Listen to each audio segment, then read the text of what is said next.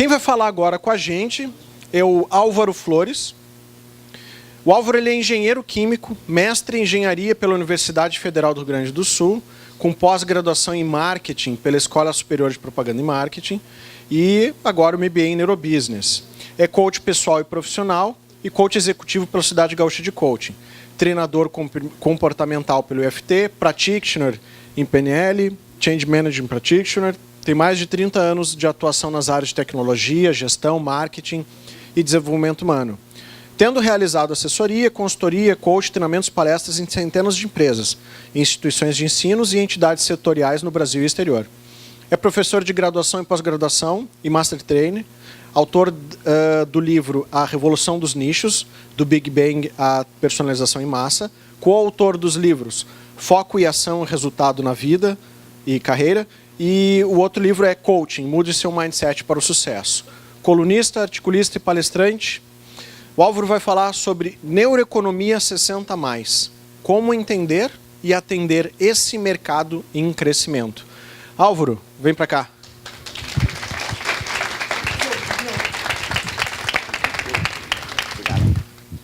E aí, galera, tudo? Vamos lá, então. Para resumir isso aí que o Thiago falou, né, esse pequeno currículo aí, eu gosto de dizer que o Álvaro é engenheiro por formação, marqueteiro por profissão, consultor por ocupação, professor por vocação, escritor por diversão e o eterno aprendiz por opção. E de tudo isso, para mim, o mais importante é a última de ser um eterno aprendiz. E foi lá em 2010 que eu comecei a ouvir uma palavrinha que me chamou muita atenção, por ser professor de marketing, por atuar na área de marketing, que era o tal do neuromarketing. E a gente começou a ler livros, porque não tinha ninguém aqui no Brasil que soubesse alguma coisa a mais do que estávamos nos livros na época, e fui inserindo isso dentro da minha docência, dentro das minhas atividades como consultor. 2015, eu realizei a minha formação em coaching, e aí toda essa questão da neurociências veio muito à tona, né, e a gente começou a buscar mais informação. Foi quando me motivou, quando eu fiquei sabendo, no início de 2018, sobre o MBA, eu sempre digo, e é fato, eu levei uns 10 minutos para decidir que ia fazer o curso, né? Então, exatamente no sentido de buscar mais informação sobre essa que eu já sabia ser a grande ciência, né? Não só da década, mas do século, do milênio, e bota quantos anos quiser aí em cima. Né? Então, na verdade, eu quero compartilhar com vocês aqui algumas coisas que a gente vem estudando já nessa caminhada, nessa trajetória, e que vão ser ainda mais aprofundadas dentro desse estudo que a gente está fazendo, né, com relação específica a esse público. Deixa eu fazer uma pergunta aqui. Quem quer ficar velho? Levanta a mão. O resto quer tudo morrer cedo. Né? Quem não levantou a mão, se não quer ficar velho, vai querer morrer cedo. Né? Eu quero ficar velho e bem velho, mas aquele velho inteirão, saca? Lá com 90, de boa, fazendo tudo que tem que ser feito na maior. Né? Então, é isso que eu quero. E, na verdade, olha que interessante aqui. Se travou, vamos lá. As pessoas, sim, estão envelhecendo e envelhecendo cada vez mais. Quando eu nasci, eu ali, tá? Em 1965, no Brasil, segundo os dados do IBGE, a expectativa de vida ao nascer era de 52,1 anos. Ou seja, eu já deveria estar morto. Né? Já devia ter morrido lá em 2017. Mas, felizmente, né, as coisas mudaram. Quando meu filho mais velho nasceu, o Marcelo, 26 anos depois, já era 66,9 anos. Opa, já melhorou, né? E quando a Maíra, minha neta, nasceu, agora em 2016, ou seja, né, um meio século depois, nós já estávamos com a expectativa de vida ao nascer de 76 anos. Então, o dado mostra o quê? Que nos últimos 50 anos, né, a nossa expectativa de vida aumentou. Ou seja, sim, vamos viver mais, vamos ficar mais velhos. E essa população, né, que a gente costumou, então, padronizou, na verdade, tem vários nomes, né, mais idosos, melhor idade, terceira idade. Eu escolhi, na verdade, essa denominação 60+, entendendo que talvez não seja algumas vezes pejorativa, enfim, foi a que eu escolhi como representar esse público, né? Então, essa população 60 a mais, isso aqui também são dados publicados pelo IBGE, não dessa forma, tá? Isso aqui foi uma tabela que eu encontrei lá no IBGE e fiz esses levantamentos.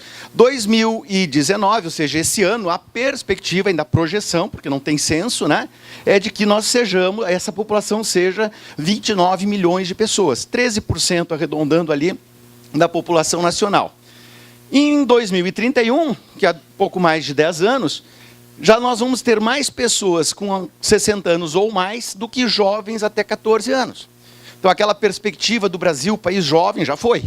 Né? Já não somos mais um país jovem, somos um país que está envelhecendo. Em 2043, os 60 a mais representarão mais de 25% da população. Mais de um quarto estará com essa idade ou mais. E em 2060, que é o horizonte dessa projeção do IBGE, o que nós vamos ter?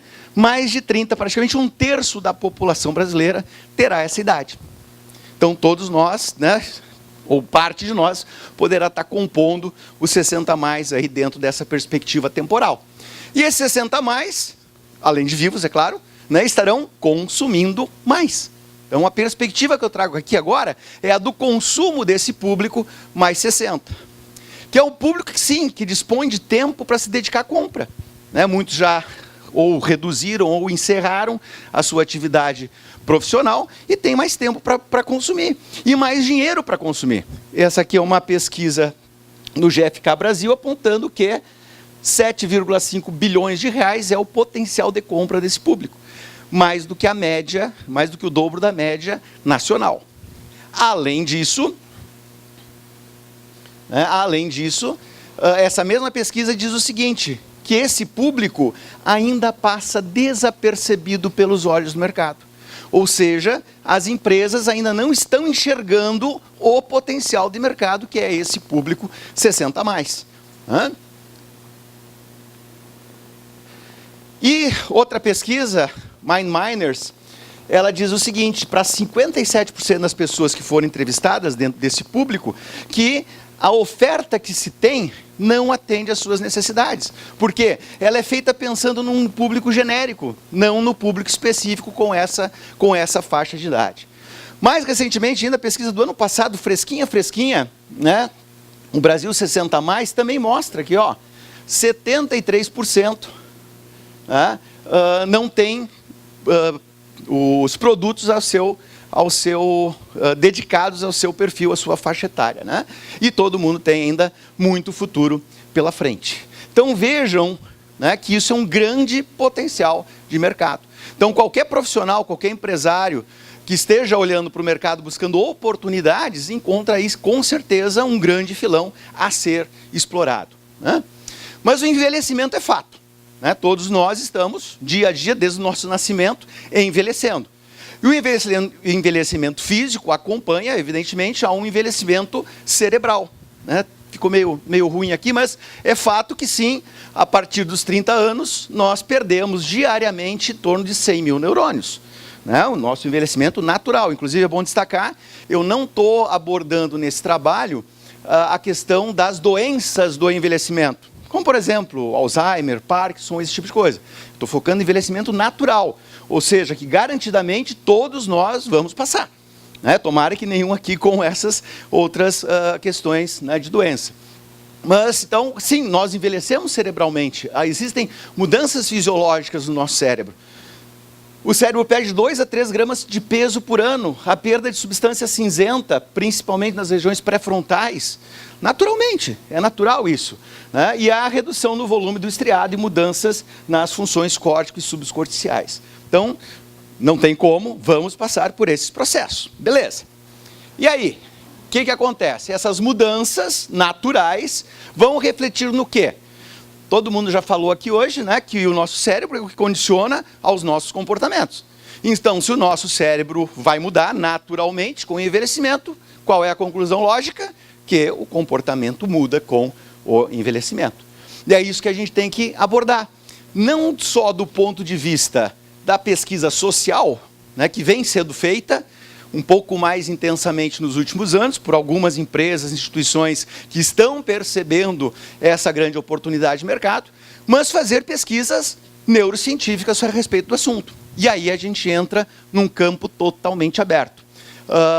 Eu fiz toda uma pesquisa, um levantamento bibliográfico. No Brasil não existe nenhum estudo a esse respeito, e os poucos estudos que eu encontrei são, né, a nível internacional, aquilo como também o Thiago já falou, muito dentro da área médica, mas muito pouco aplicado ao consumo. Então é isso que nós vamos estar, estamos estudando, né? Então a proposta é exatamente essa: como entender e, depois de entender, como atender de forma mais efetiva esse público 60+. Né? E aí, a nossa hipótese de que exatamente a aplicação da neurociência vai nos abrir janelas, vai nos trazer muita informação a respeito do comportamento desse público. Então, como disse, né, não só empresários, profissionais, mas imagina, designers. Tem algum designer aqui? Né, olha que legal. Imagina um designer, né, ao dimensionar um produto, pensar em questões específicas de como essa turma tá pensando. Né? Isso, para mim, até fazendo um parênteses, não é novo. Eu lembro que lá em 2002, 2003, 2001, 2002, melhor dizendo, eu montei um curso de gestão para o setor de calçados. Eu sempre trabalhei bastante com o setor calçadista, e naquela época eu já dizia para o pessoal: vocês têm que parar de fazer sapato de velho e fazer sapato para velhos, né? Só que não se tinha, e infelizmente até hoje se vê pouco essa perspectiva. Então, entendo isso como uma grande oportunidade realmente, né, as empresas, os profissionais aproveitarem os resultados dessa pesquisa.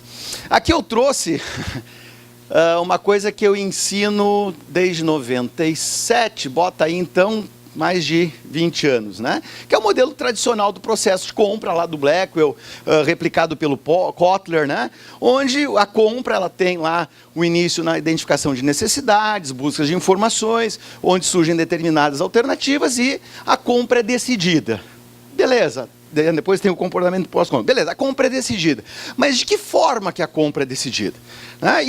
A literatura tradicional nos mostra que a compra é decidida de uma forma racional, né, de uma forma consciente, com base em atributos que o consumidor dá pesos, avalia individualmente cada alternativa e pela ponderação da nota pelo peso, né, se escolhe aqui, nesse caso, nesse exemplo que eu usava em aula, né, a alternativa A como sendo aquela que melhor atende de uma forma global à demanda, à necessidade do cliente. Né? Então, de novo, isso aqui é o padrão clássico que se aprende nas escolas, que eu, né, há 20 anos, ensinava para os meus alunos. Falei ensinava porque eu parei agora, né? Não sou louco de continuar ensinando uma coisa que já não mais acredito. Então, parei com isso. Mas, se abrir os livros, está lá exatamente assim que, vamos lá, a grande maioria do mercado, fora esses loucos que estão aqui hoje de tarde, né, pensa, né, estuda e ensina e busca aplicar nas suas organizações. E aí outra coisa que a gente lê nos livros, que a gente ensina na faculdade, né, é que existem os fatores que influenciam essas decisões de compra, que são lá de âmbito social, como a família, os grupos de interesse, os fatores pessoais, onde entra inclusive a idade, mas observada de um ponto de vista cronológico, né, gênero, renda, e alguns fatores psicológicos, de motivação, de personalidade, etc. Mas vem cá. E o que nós estamos vendo agora que é extremamente importante, os fatores neurológicos, esses fatores vinculados ao funcionamento do cérebro. Onde é que fica? Né? Então, de novo, existe o neuromarketing, a neuroeconomia, que eu vou citar logo na sequência, são as ciências atuais que vão buscar essas informações. Só que isso ainda não está nas escolas. Isso não está nas empresas, né? Nós ainda não temos os profissionais para levar esses conceitos para o mercado, a não ser esses loucos aqui da primeira e da segunda turma de MBA de Neurobusiness. Né? Então, vejam que a gente tem uma lacuna importante a suprir aqui. E aí, como disse, vamos falar um pouco de neuroeconomia. Né? O título da meu trabalho é Neuroeconomia 60+. E o que é neuroeconomia? Né? Então, para quem está entrando agora, começando agora no mundo da neuro, né? O que é neuroeconomia? Então, aqui um dos conceitos que a gente pode colocar, né, é aquela ciência que vai investigar variáveis fisiológicas que determinam as escolhas econômicas da pessoa. E aqui, a escolha econômica está muito além de simplesmente decisão de compra ou a questão financeira envolvida. É tomar uma decisão. Tipo, acordei, levanto ou não levanto? É uma decisão econômica. né? Então, ele tem essa característica da neuroeconomia bastante abrangente nesse aspecto, né? E olhando para quê? Para decisões que são baseadas em processos automáticos do nosso cérebro. Né? Já foi visto bastante aqui. Esse é um dos caras precursores dessa área do estudo, né? O Dan Ariely. Ele tem um livro fantástico, que é o Previsivelmente Racional, onde ele coloca essas questões ligadas à função automática do cérebro. E ele diz lá, bem na abertura do livro dele, entender como somos previsivelmente racionais é o ponto de partida para aperfeiçoar nossas decisões e melhorar nosso modo de vida. Então, ele é professor lá do MIT, da Sloan School of Management. Tem um outro professor que eu gosto muito, que já diz o seguinte, né? Entender como seu cliente é previsivelmente racional é o ponto de partida para aperfeiçoar a abordagem de vendas, consequentemente melhorar o resultado.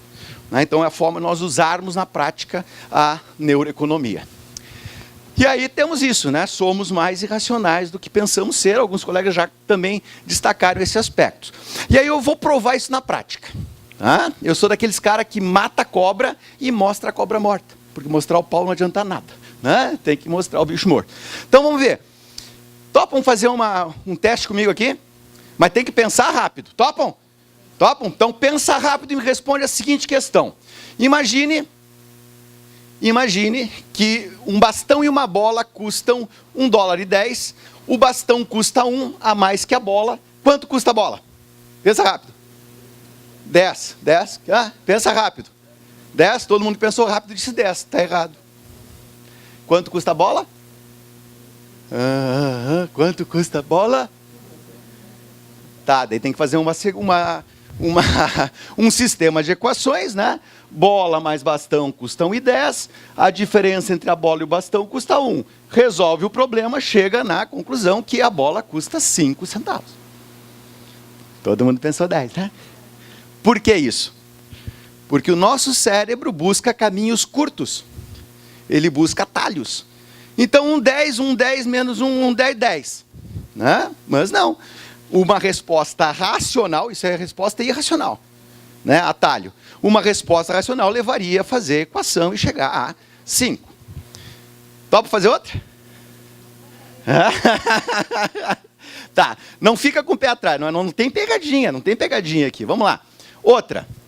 O indivíduo foi descrito dessa forma. João, nome do indivíduo, é muito tímido e retraído, invariavelmente prestativo, mas com pouco interesse nas pessoas ou no mundo real. De índole dócil e organizada, tem necessidade de ordem, estrutura e uma paixão pelo detalhe. Pergunto, pensa rápido. Maior probabilidade de João ser bibliotecário ou fazendeiro? Quem acha que é bibliotecário? Quem acha que é fazendeiro? Esses já começaram a pensar um pouco mais. De novo, qual é a pergunta? Qual a probabilidade? Eu estou perguntando racionalmente. Tá? Só que vocês responderam emocionalmente. Vocês se basearam num estereótipo de um bibliotecário. Estereótipo, uma construção mental sem razão nenhuma. Como é que se responderia essa pergunta? Vai lá no Conselho Federal de Biblioteconomia, foi o que eu fiz, né? Consultei lá, tem 18.374 bibliotecários ativos no Brasil, 4% são homens, ou seja, temos no Brasil 735 bibliotecários. Fui lá no INCRA, 5,5 milhões de propriedades rurais, 88% dos proprietários são homens, né? Ou seja, 4 milhões lá, 99,98% da probabilidade do João ser fazendeiro. Então, quem é que foi racional aqui? Ninguém. Ou seja, nós não pensamos de forma racional. Nós pensamos fundamentalmente irracionalmente. E isso é padrão. Né? Já se falou muito hoje aqui, é biológico, é físico-químico, é padrão. Então, vejam só que sacada. Se nós conseguirmos, através da neuroeconomia, entender esses mecanismos, velho, dá para chover para cima. Nós vamos vender o que nós quisermos para quem nós quisermos. É só entender esse negócio. Estão gostando disso? Bom, né? Bom demais da conta esse trem. Tá? Vamos lá, e de onde vem isso? Um cara que reforçou muito esse conceito, Daniel Kahneman, foi prêmio Nobel de Economia em 2002, né? Foi um dos introdutores desse conceito. Ele fala de uma forma simplificada assim, ó. Nossa mente funciona com dois sistemas, né? Um sistema rápido, né? O sistema 1 que ele diz, que é automático, pensa rápido, que é o emocional, o intuitivo, e um sistema lento, que é o nosso racional, o nosso analítico, né? O nosso consciente. E por que a gente, né? A gente vai buscar sempre responder rápido a coisa, né? Vou provar mais uma vez aqui, ó, tá? Vou perguntar para vocês vão me ajudar a responder, que emoções essas pessoas estão demonstrando. Vamos lá? Que emoções elas estão demonstrando? Essa: alegria, espanto, medo, tristeza, raiva, nojo. Todo mundo rapidamente identificou a emoção. Agora respondo, quanto é 17 vezes 24? Vamos, ligeiro. Vamos, sem pegar o celular. Vamos, rapidinho. Tá, 428, mas deixa assim, né? Demorou. Dá para perceber isso? Faz sentido? Né? E é nisso que a gente tem que identificar. E que muito pouca gente, que muito pouca empresa pensa. Né? Ah, não, ele pensa racional. Eu vou lá botar preço, vou falar dos atributos, da durabilidade, dos cambal, do porra 4. Não é isso que ele vai levar em conta no momento da compra. Nós temos que entender além. Okay? Ou, o que primeiro, o Kahneman diz isso, né? Na verdade, o racional, ele vai buscar desculpas, né? Ou justificativas, porque o emocional já decidiu. Então, é bem aquilo que já se falou hoje também, né? Nosso processamento cerebral é muito mais inconsciente do que consciente. Então, nós temos que falar para quem? É para o inconsciente da criatura. É ali que está decidido. Ah, mas no business to business, empresa pensa diferente. Cacete que pensa diferente. Né? As pessoas que fazem empresa, elas pensam tudo igual. Ah, não, mas eu chego lá e o cara, né, analisa. Ele já analisou emocionalmente, dependendo como tu chegou na porta, velho.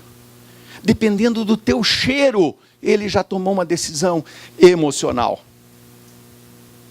Quem se dá conta disso? Tá? Então, esses são os questionamentos que eu tenho levantado aí nesses últimos, né, anos. E aí, a gente consegue também outras referências, né? Jacques Baglia, que é um autor da neuroeconomia, ele traça lá um paralelo entre o homo econômicos e os neuroeconômicos. Né? Uma das questões é aqui, ó, dinheiro em primeiro lugar, o eu biológico em primeiro lugar. Então, aquelas questões que os colegas já trouxeram da sobrevivência, né, da reprodução. Eu tenho que falar. Por exemplo, só para exemplificar, né? Não é que a minha namorada pediu para eu não falar de sexo hoje, mas tudo bem, vamos lá. As mulheres, quando elas estão férteis, ou seja, quando elas estão, né, propícias a receber, isso é biológico, é animalesco mesmo, né? Elas exalam cheiros através de feromônios que elas excretam, não perceptível racionalmente, mas que os machos tudo percebem. Isso é reprodução, isso é biológico. Então imagina, né, mulher na área de vendas, show de bola. Quando que ela tem que visitar o cliente difícil? Quando ela estiver ovulando. Sério, velho, é sério isso. Pode parecer piada, mas é sério. Ela vai converter muito mais venda no dia que ela estiver ovulando. Claro, se o comprador for homem. Então vai visitar o cliente na hora que tu está ovulando, nega. Tua comissão vai lá nas nuvens. Tá? Só como exemplo, né, de como a biologia se sobrepõe a qualquer questão racional que a gente venha levantar. Então, o que a gente vai estudar, e está estudando, na verdade, já é essa questão exatamente de como funciona a decisão, né, de compra, decisão econômica no nível cerebral. E é basicamente um equilíbrio, né, entre um sistema de recompensa e um sistema de aversão à perda. Né? Então, o nosso processo de escolha inconsciente, ele vai estar balançando essas duas coisas. Né? O quanto eu posso ganhar, qual vai ser a minha recompensa, e o que eu posso perder com a decisão, com a perda. E isso ativa áreas cerebrais diferentes. Né? Ali o córtex pré-frontal e o núcleo accumbens são as principais áreas ligadas à recompensa, e a amígdala e a ínsula são as principais áreas ligadas à aversão à perda. Então, vejam, se eu conseguir medir, né, através dos instrumentos, através das medidas neurocientíficas, como essas áreas se ativam num determinado processo de decisão, uma determinada decisão de compra, eu vou poder identificar o que efetivamente está levando aquela criatura, aquele consumidor, a comprar ou a não comprar. Bom, e aí, né, olhando para o público específico, o que acontece quando envelhecemos? Existem também alguns estudos, poucos, que mostram variações exatamente nessas duas áreas. Então, a gente pode já, também como hipótese, colocar que é bastante provável, né, que com a idade, né, essas mudanças, principalmente lá no córtex pré-frontal, né, pode levar a modificações no consumo, que de certa forma, intuitivamente ou empiricamente, sem ainda grandes demonstrações científicas, né, é o que se percebe quando pessoas, né, de mais idade, às vezes dão prioridades a um tipo de produto e não a outro, né, ou modificam, ou isso tem alguns estudos bem legais ainda dentro da economia comportamental, que mostra que eles poderiam pagar, alguns pagam mais por algum tipo de produto, ou pagam menos ou não pagam por determinado tipo de produto. Então já existe essa sinalização. E a outra questão também envolvida é a deterioração do sistema dopaminérgico, né, que é natural com a idade, que também está ligado direto com a área com a questão das recompensas. Então, já temos esse direcionamento, é isso que a gente quer buscar. Então, a nossa pesquisa, né, experimental, a partir de agora, ela vai exatamente buscar, através daquelas técnicas que o Tiago e que o Leandro falaram, né, principalmente o eletroencefalograma, nos momentos de decisão, mapear o cérebro para chegar a essas conclusões. Que eu terei o maior prazer em compartilhar com vocês lá no dia 30 de novembro e 1º de dezembro. Mas antes de encerrar, quero fazer mais uma pergunta para vocês. Quem quer ganhar um presente? Tá, não é pegadinha não, sério, quem quer ganhar um presente? Todo mundo gosta de presente. Ó, outra dica, ó, todo mundo gosta de presente emocional. Por que tu não dá presente para o teu cliente? Né? Então vamos lá. Quem quer? Todo mundo quer? Então faz assim, ó. Quem quer ganhar um presente, entra lá no meu site, que é o alvaroflores.com.br, vai lá no contato, né? Vai abrir aquela pagininha, só coloca assim, eu quero o meu presente. Não esqueça da minha calói ou qualquer besteira que vocês queiram colocar lá, tá? Que eu vou mandar então para vocês um e-book que eu acabei de escrever sobre neuroeconomia. Então quem quiser saber um pouquinho mais, que a gente foi bem rápido, né? Mas quem quiser saber um pouquinho mais de neuroeconomia, é só entrar lá no site e mandar esse recadinho que vai receber pelo e-mail, então, o seu e-book de neuroeconomia. E uma última mensagem, eu gosto muito dessa frase do Einstein, né, que a mente que se abre a uma nova ideia jamais volta ao seu tamanho original. E eu espero que eu tenha contribuído nessa tarde para ampliar essa visão de vocês e que, né, a mente não volte mais ao que era antes. Muito obrigado.